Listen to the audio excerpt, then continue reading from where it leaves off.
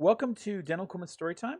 My name is Jason, and this is the fourth installment of our series on the Apollo Oil Lubricated Air Compressor.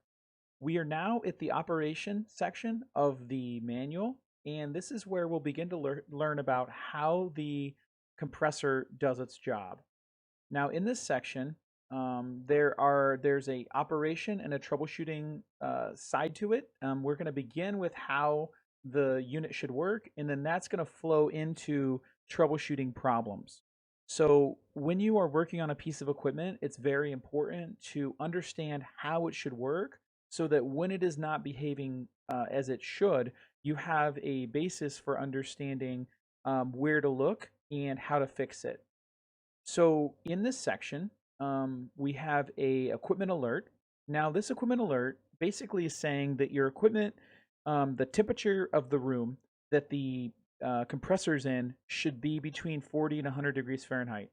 Now, air compressors for dental offices are usually located in a utility room. This place is typically far away from where people are working, and it can tend to be a neglected area. I've seen compressors located underneath crawl spaces of buildings. I've seen them located in far off back rooms. I've also seen them located in rooms that are right next to operatories. They really can just be about anywhere. Your hint for where your compressor room is it's typically an industrial looking space, and you'll hear the compressor making noise from time to time.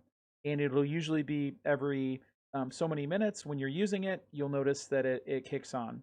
The frequency of air compressor, the compression cycle, is a function of the use of the air. Now, keep in mind, the compression cycle can vary depending on how much dentistry you're practicing, as well as how many leaks you have in your system. So, um, right here, this equipment alert is telling you that the air should not be below 40, okay? In other words, not freezing, because there is a water removal portion of this system. And if it is freezing, that water can freeze and things will cease to work right. The other aspect of this is you don't want your air to be too hot. And if it's too hot, this air compressor, it can be sensitive to heat. And the hotter it gets, the more likely it will be to fail. So the way that we keep this from happening, especially from it getting too hot, is proper ventilation. Now it says here, lack of proper ventilation is the main reason for compressor failures, and this is true. You want to have your compressor in a place where air is moving across it and where the compressor has an opportunity to cool down in between use. And this is highly desirable. Now it says here, whenever possible, use an exhaust fan to bring cool air from dental office into the equipment room, or run a fresh air intake lines into the outside so that the compressor can breathe in fresh outside air. Now, basically, if you were to have ventilation going across it, it would look like a fan blowing air in. And then if you actually did have a remote air intake, it would look like basically a tube hooked to the outside of the building or hooked to another space with cooler air. Um, Now it says also exhausting the stale hot air through this roof or side wall. Now heat rises, so you definitely, if you do have an exterior vent, you want to have that vent up higher, and basically you would just be pulling air across that compressor. Now, this is basically the plumbing diagram of your compressor, and we will just walk through exactly how this should work. Now, atmospheric air is drawn in through intake filters to the compressor head where the air is compressed and exhausted. So, this is your filter. This removes debris, particulate. Okay, this is the first stage of filtration. This is your compressor. This is what's compressing the air. There's a low pressure out here. There's a higher pressure coming out here. The air travels through the pre-cooler where it's cooled 10 to 15 degrees with an ambient room temperature, and cool air enters a coalescing filter which removes 99.999 of all particulate matter. Now, this is your pre-cooler, and this is basically like, it looks like a car radiator. What it does is air starts here hot and then gradually cools as the heat is collected by the metal pipe. And that's how it comes out the other side cooler. Now you also have a coalescing filter. This coalescing filter is actually dual duty. The air coming out this side is basically filtered and it's dried because the filter actually has a device in it that captures water, and that water sits in the back of down in the bottom of the compressor. The water goes in there and it catches a significant amount of water from the atmospheric air because all air has moisture in it. Now, as the clean air travels through the desiccant tank, it is dried to negative 25 degrees Fahrenheit dew point. What that means is that the air is coming out of here, it's following these arrows, and it's coming up through the bottom of the desiccant tank and up to the top.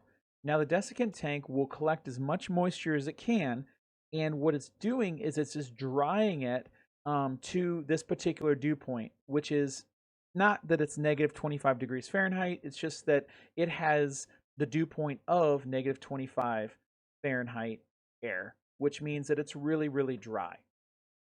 Now, the clean, dry air flows to the main storage tank through a check valve and says some air is directed to the purge tank. So from here, we're going to come through here. There's our check valve. Now, a check valve permits one-way airflow, which is in the direction of the arrow. And then it will come down here into the storage tank. All right. So this is that first location, storage tank. And it says some of the air is directed to the purge tank. And that's going to be through this T. Okay, that's a T fitting.